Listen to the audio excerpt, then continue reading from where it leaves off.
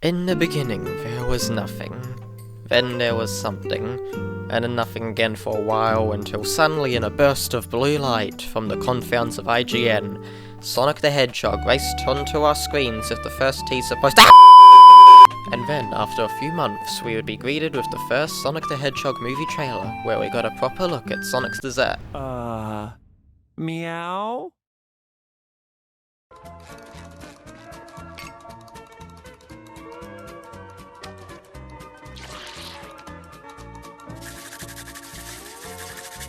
People didn't like the design, so Paramount decided to redesign Sonic and make him look actually good. And a couple months later, we got the first trailer for the Sonic movie, where we got to finally see Sonic's new design. Wait, he looks good now. Oh, this is beautiful. And everyone else thought so too, and here we are. I have now seen the Sonic the Hedgehog movie, so let me ask you the only question that matters. Is this Sonic the Hedgehog movie actually good? Yes, yes, yes! Okay, but is the movie perfect? I'm gonna tell him. Don't you dare. No, it's not. This movie has flaws, but to truly find out why this movie actually succeeds as not only a good video game movie, but also as a good movie in general, we need to look at this movie's strengths and its flaws. Cause you know, what else are you gonna do on a Saturday night?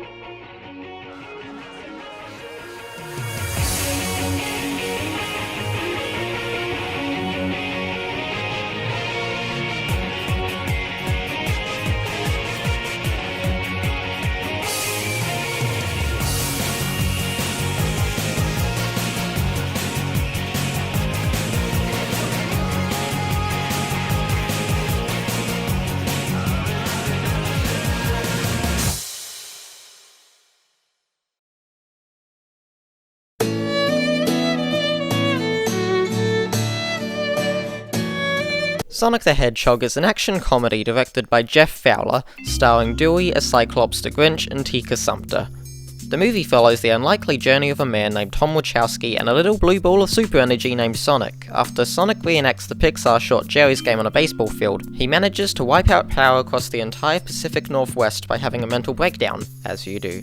And because of this, the government calls in Dr. Robotnik to track down Sonic. However, since Sonic doesn't want to die, he seeks out Tom's help. And in response to Sonic wanting a date not to die for, Tom proceeds to shoot him. This is how all great friendships begin. Once Sonic uses his continue, he then convinces Tom to help him win this elaborate game of hide and seek.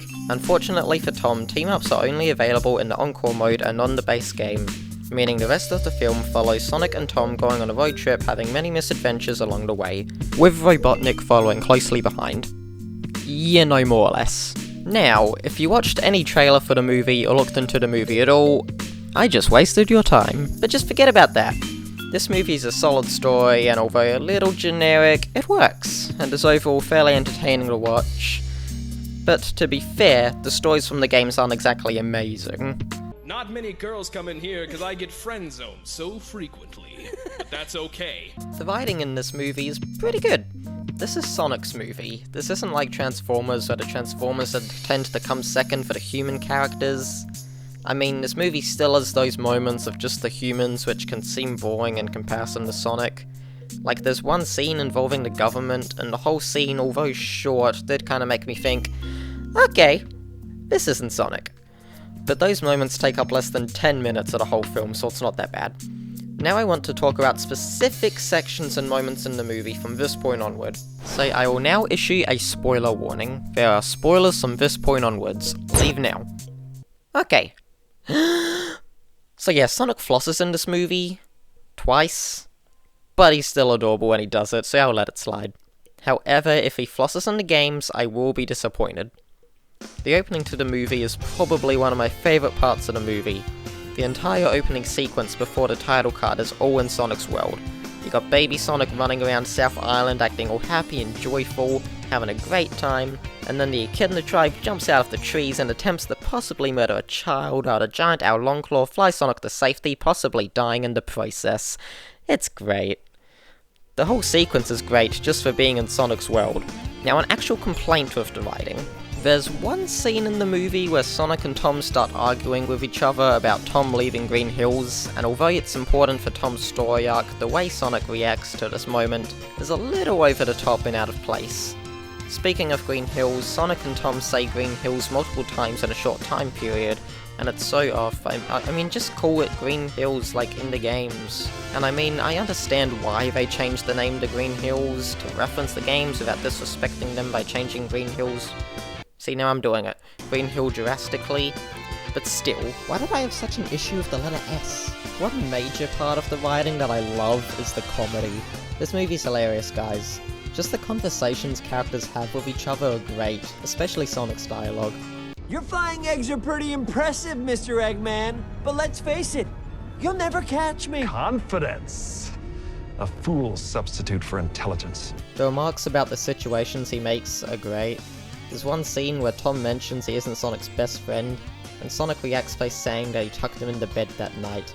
That was cute. Sonic even calls Robotnik Eggman in the movie. The name is even set up with how the drones all look like eggs, and when Robotnik mentions that he's gonna release his drones out of his egg sack. That doesn't sound right. Luckily, another part of the writing that's great is... Let's go!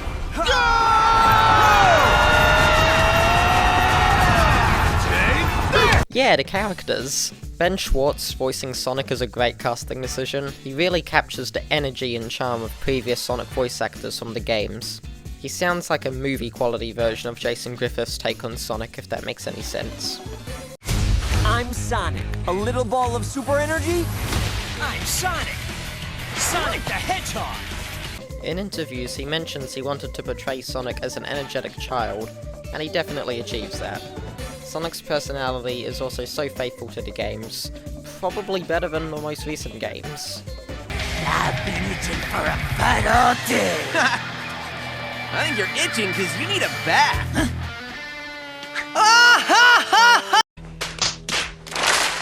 Sonic feels like a believable person, well, Hedgehog, even though in reality he's never really there. He's confident yet not fearless, happy but still feels grateful when he's given a gift for the first time. He does this funny thing where he actually has emotions. No one's ever given me a gift before.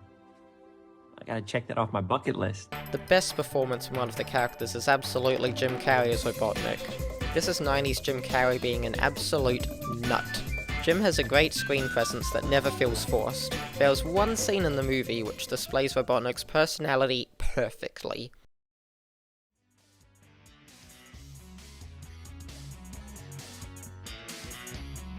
And that scene is the famous Jim Carrey dance scene from the trailer. Jim Carrey's acting here truly embodies the craziness, hilarity, and absolute power of the Joker walking down a flight of stairs. An absolutely Oscar-worthy performance that displays Robotnik's genius, humour, favourite colour, favourite drink, and music choice that extremely subtly hints towards Robotnik's full evil transformation, as the song played in the background has lyrics such as, "Where evil grows in me." It's very subtle. More on the music later. Like Sonic, Jim embodies Eggman's personality from the franchise greatly. Whenever Jim is on screen, he usually provides the biggest laughs and is overall a great character. Now, all the non-Sonic characters. They're all good. James Marsden as Tom is the Chris Thorndike of the Sonic movie, where he's the main human character that has nothing to do with the games. His character is good. James does a fine job as Tom, although nothing special. His character arc isn't that creative, as it's the cliche plot of a guy who wants to leave this place to work at some place better, but eventually decides to stay as that's where his friends are. He does provide a couple laughs and does have genuine chemistry with Sonic. He is a good character and is entertaining to watch when he's on screen. It's just they'd rather be watching Sonic or Robotnik than Tom. I do like the scene where he mentions that he's going to abuse his power as a police officer. That was pretty funny. The same can mostly be said towards Tika Sumpter's character Maddie. She isn't given a whole lot to do in the movie, and doesn't really have any standout moments as she is gone for half the movie. But Maddie is perfectly serviceable as a character, and she's entertaining to watch, and does have chemistry with James Marsden. But still, nothing in comparison to the other characters. So really, the best characters in the Sonic movie are the Sonic characters. Who could have guessed that? but the best character, Sonic, wouldn't even be possible without... I found you, Faker! Faker? I think you're the fake hedgehog around here. You're comparing yourself to... Another shadow? I'm the coolest. He just disappeared. That was a Okay, this seems like a good time to mention the original Sonic design. Uh-oh. It was bad. Paramount goofed up. But it got fixed. You already know about the situation that happened, so I don't need to keep talking about it, and I don't think I want to. How was the version before that one even worse? The CGI in this movie is almost perfect. It's slightly above the quality of Detective Pikachu. Even though Sonic is never really there, he always feels like an actual thing in the real world, and there was never a point in the movie where the CG took myself out of the movie. Actually, there are 2 points where the CGI is obvious, but that takes up like less than 3 full seconds of the movie's runtime, so who really cares? The way the animators animate Sonic himself is actually really creative. Whenever Sonic is moving at high speeds, there's usually a blue streak following behind him, just like in some of the games. And to show how fast he's moving, they animate multiple Sonics at once to give the illusion of him being in multiple places at once. And at the end of the movie, when Sonic turns into 4, the lighting and the lightning in the scene looks so cool and epic. Sonic himself is also extremely expressive, and the animators do this great thing where his face actually moves and conveys emotion. The greatest part of the CGI is the beginning of the movie in Green Hill, as the entire scene is completely CG and it looks gorgeous. Now, I already made a spoiler warning, but now some big end credit scene spoilers. Anyhow, send that transmission through. I wonder who it could ever be. Hello there. So yeah, Tails is in this movie. The CGI on him looks exactly like the games, but in the movie he looks so fluffy. And the way his tails spin like actual propeller blades is great and exactly like the games. Fun fact, one of the teams that worked on the CGI also worked on Shadow the Hedgehog and Sonic 06. So we were always in good hands when it came to the quality of the CGI. The CG works great in the action scenes as well. Speaking of which... Sonic, I know you got the super speed and everything, but Maddie and I? Totally defenseless? Probably gonna get blown up? Pretty much, yeah. Don't worry, I know exactly what to do. The action scenes in this movie are excellent. Each action scene in this movie gradually builds up in awesomeness until the final fight against Robotnik, where it peaks and ends in the coolest way. Each action sequence is also filled with jokes and dialogue between characters, making each and every fight scene just that little bit more entertaining. The action scenes are probably my favourite moments from the film, as they display Sonic's personality so well. The baseball scene is such a joy to watch, and the way it's edited with each cut showing Sonic in a different position makes it seem like there really are other people with him, but when he wins against himself, he goes for a high five, which is even sadder when you realise since he's running so fast, being in so many places at once, he genuinely believed he wasn't alone for the first time in probably years, until he finally realises he truly is alone. When he starts to run, the way he gradually goes from sad to angry is so cool to watch, and the way it's edited with Sonic digging into the ground as he's running, and the shot where it looks like Sonic is a stop motion from going so fast is so cool, and the way it concludes with Sonic almost running into the camera, blurring out of frame, is epic. It's probably the most well done scene in the film. The final fight in the film is probably the coolest scene in the film, as it has Sonic essentially freezing time, taking out all of Robotnik's drones, but then Robotnik uses Sonic's quill energy to speed up his Eggmobile to be able to reach the same speed as Sonic, and that results in a chase scene with Sonic running across buildings, sliding under cars, or with great energetic cinematography. They run across tons of different locations across Earth, with Sonic running and jumping along the walls of the Great Wall of China, and seamlessly moving to Egypt where Robotnik's blowing up sphinxes and pyramids until they eventually reach Green Hills again. There's so much energy to this fight and it's a thrill to watch. It then concludes with Sonic going Super Saiyan, Tom calling Robotnik a son of a bitch, and Sonic finally going full on Sonic Spinball on him until he spin dashes directly into Robotnik. It's a great way to end the movie. Another one of the action scenes in this movie isn't the most original, and that is the bar fight, yet it is somehow my favourite scene in the movie. Before Sonic starts the bar fight, Tom gets Sonic to write a bucket list of everything he wants to do before he leaves Earth, and you get to watch him cross off certain things from his list with Tom. Just watching Sonic dance with Tom and having some fun is honestly just so wholesome to watch. And then Sonic initiates the bar fight and turns into Quicksilver for a minute. The scene is literally just a Quicksilver scene from X-Men Days of Future Past, but just the way the cinematography is done to the stuff Sonic does in this bullet time scenario are both funny and well done. It also manages to show off more of Sonic's personality and his cockiness, confidence and humour, with him taking pictures of the other people in the bar and eating chili dogs, which just made me smile. The music that goes along with this scene, Boom by X Ambassadors, works so well with the scene, and gives a feeling of pure fun and coolness which I adore, that really adds to the action. Now you see, myself mentioning the music in the scene was actually meant to be a segue for the next subject they wanted to talk about, being the... Since we'll be in this car for the next 15 hours, let's make some productive use of our time.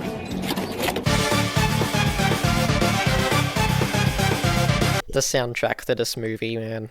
I love it. There's one thing that stayed consistent in each and every Sonic game, and that's having an amazing soundtrack. I mean, just listen to some of this stuff.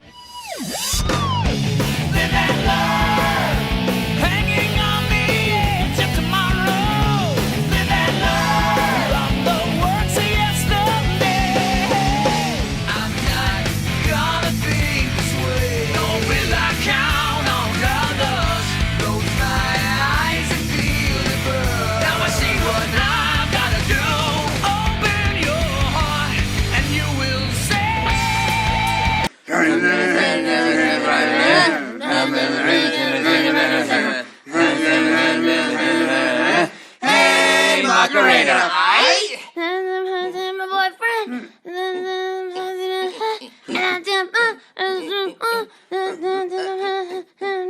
Luckily, the Sonic movie follows this pattern of having a great soundtrack.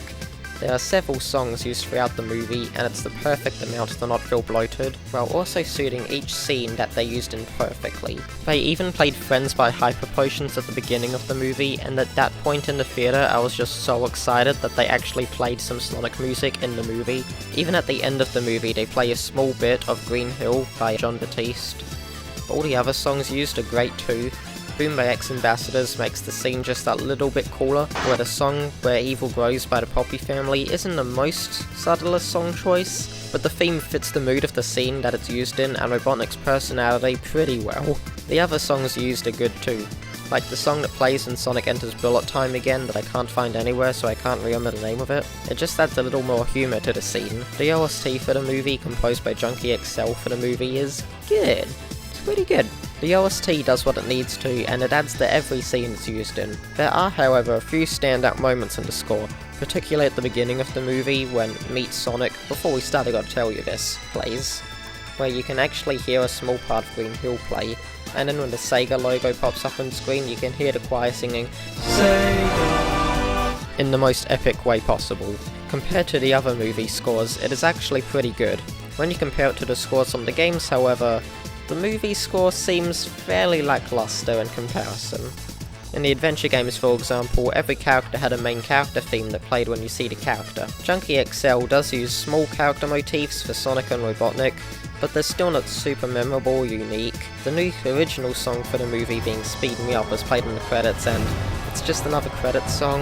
It's grown on me over time, but compared to the other songs from the Sonic franchise, it's pretty forgettable. I mean, you have nearly 29 years of history you can pull from, but no, just use a generic rap. I mean, just listen to Live and Learn, Open Your Heart, What I'm Made Of, Reach for the Stars, Endless Possibilities, It Doesn't Matter, Believe in Myself, Sonic Heroes, Eggman, I Am All of Me, Night of the Wind, I'm Gravitify, Live Life, The List Keeps Going, Free, Dear My Friend, Fist Machine, Green Light Ride, Fist Bump. Heck, if they really needed a rap for the credits, they could have used Unknown From Me or Catch Me If You Can. Like, seriously, you have a movie based on a franchise which everyone agrees has amazing music and you don't use any of it. Why?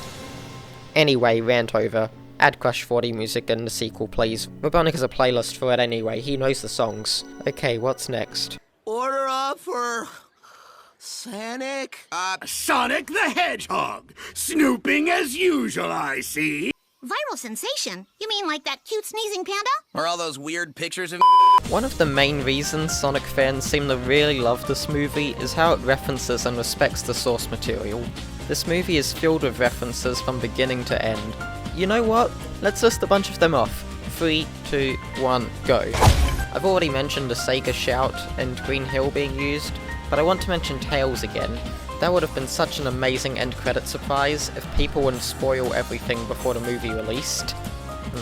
There are actually quite a few references to specific poses from the games. During the Don't Stop Me Now sequence in the cave, you can see Sonic doing this dance move thing from Generations. Editor's note, I tried searching for the dance move thing and I couldn't find it in any Sonic game, so it turns out that's technically from the I'm Blue dance meme, and now my life is a lie. Editor's note number 2, turns out that dance move thing he does is actually one of the Avatar's victory poses in Sonic Forces. What does this world come to?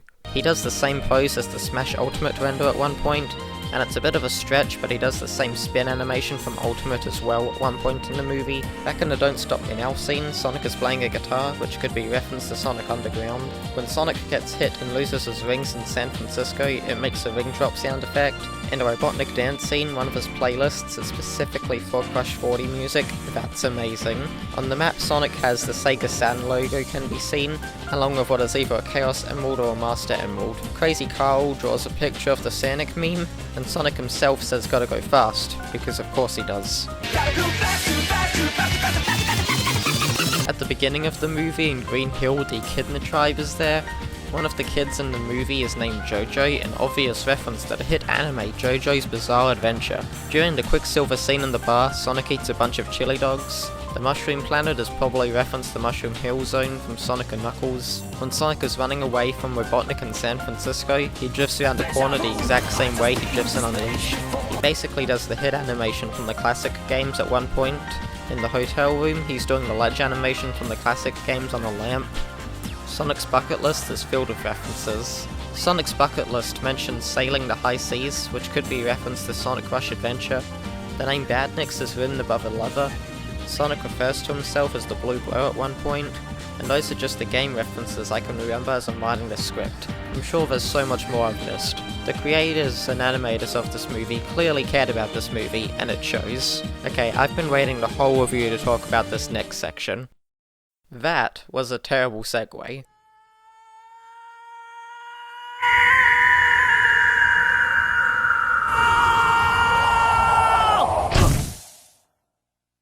Ah yes, the section of the review where I talk about the stuff that wouldn't fit naturally into the review. Okay, let's go. There's a scene in the movie where you can see Sonic's footprint, and another where you can see the bottom of his foot, and I'm not quite sure how I feel about that. Also, the original design stand-in has human feet, and my only guess as to why is... I have no idea. Also, this whole foot thing is the most unfaithful part of the movie. Sonic has never had realistic feet. And in the Sonic Adventure artwork and Sonic X, it is clear to see that the Sonic characters have stubs for feet. The Sonic movie is highly inaccurate in this regard. Why did I go on about the inaccuracy of Sonic's feet? When Sonic needs to get to the top of the San Francisco building, he says that it's no good. Massive missed opportunity to make a that's no good joke. Didn't make sense not to live for fun. Your brain gets smart, but your head gets dumb. So much to do, no good. The biggest missed opportunity is so obvious that it would have been great fan service. I honestly don't know why they didn't do it.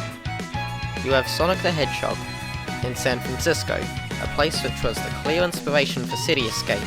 Along with Robotnik chasing Sonic through the city, they could have easily have written in a City Escape reference into the movie. Just have Robotnik own one of Sonic's quills at the beginning of the movie, which would have also given more motivation for him to find Sonic, so by the final chase scene he owns 2 of his quills. Have Robotnik use one quill on his Eggmobile as normal, and then while Robotnik's chasing Sonic, reveal to the audience that Agent Stone has placed the second quill into the truck and have him chase Sonic around for a minute. While Sonic's running away from the truck, have him come across some people in cars, and have Sonic realize they're in danger, and have him save them, so then Sonic can crash into the cars and have them fly up into the air like the games. This would even give Sonic some more motivation to help people by the final fight in Green Hills. The fight can then end with Sonic throwing his ring in the direction of a wall, have Sonic and Robotnik travel through it to Paris like in the original movie, and have the truck crash into the wall like the game. It would be a great scene that a general audience would find entertaining, and an amazing reference to Sonic Adventure 2. Another thing I noticed, Sonic runs in a drying machine even though he knows not to do that. Believe it or not, every year some ignorant kid takes a ride in a clothes dryer just like this one, and ends up getting hurt. It gets When walking into the theatre, I knew Sonic wouldn't have his trademark red shoes from the beginning, and I thought it would be weird to see him without them, but no, it works perfectly fine, and it isn't distracting at all. Anyone else think the scene of Sonic running with the turtle looks like Sonic is a pizza delivery man? I finally found the Emperor's tree. Random thought, but why do both Sonic movies involve original OWL characters? And how are they both completely unrelated? The animators could have even given Longclaw Sonic's favourite clothes to wear. Sonic dies twice in this movie, meaning Sonic has now died at least 4 times now to my knowledge. Can we have Robotnik's dance in the next Just Dance game? And finally, have you tried Olive Garden's never-ending pasta bowl? It never ends. Even though it's discontinued because the movie got delayed, but just ignore that. Side note, I love how most audiences would see this shameless product placement and criticize it, which they have, but the Sonic fanbase just memes it, and I think that's just great. Alright, I think I've mentioned everything I need to in this review. It's been going on long enough. I think it's finally time to end this thing. Every world has its end. I know that's kinda sad, but that's why we gotta live life to the fullest in the time we have. At least, that's what I figure. I have no idea what you're talking about. All I can say now is, the journey to where we are now has been amazing. From the original design poster, where they made Sonic look thick and the internet died, to the shot of Sonic's muscular legs on the bridge, to the original Gangsta's Paradise trailer, to the latest current redesign trailer, and finally the movie's premiere. This journey has been going on for well over a year now, longer if you have been watching Sonic movie news since back in 2013. But now that the movie is finally out, I'm glad people seem to love it, having the highest grossing opening weekend for a video game movie ever. To Jeff Fowler and everyone who worked on the movie, thank you for actually caring about the source material and the fan base, and acknowledging they exist. I personally love this franchise. I mean, Sonic 06 is probably one of my favourite Sonic games, even if it is a train wreck, and to see a movie based on a video game character that myself and others love, that respects the source material, even enhancing the original in certain aspects, is amazing. I personally thought this movie was great. It has flaws, of course. The main human characters aren't the most original or interesting, some jokes aren't exactly comedy gold, looking at you Sonic flossing, and the story itself isn't the most original, but the stuff that is good in this movie is great. Sonic's personality and character design are perfect. Jim Carrey as Robotnik is amazing casting, just the entire opening with Hyper Potions is amazing. The action sequences are creative and entertaining, the soundtrack's really good, the fact that the Echidna tribe is in the movie at all is some great fan service. The amount of references to the games clearly shows that the creators cared. Most of the comedy is actually really funny, and if you don't like this movie for whatever reason, I respect your opinion. Unless it's for reasons that don't make sense. People do clearly like this movie. The audience score on Rotten Tomatoes doesn't lie. As a Sonic fan, I'm thoroughly impressed with this movie, and of course I was going to be critical towards it. But yeah, go see this movie, even though it's probably on digital now by the time I finish recording this and upload it. I want a sequel of Tails and Knuckles in Sonic's world, and not the human world, and put more Sonic music in the sequel. That would be great. After writing the script, I have since seen the movie a second time, and I can say it's actually even better on the second viewing, so that's pretty good.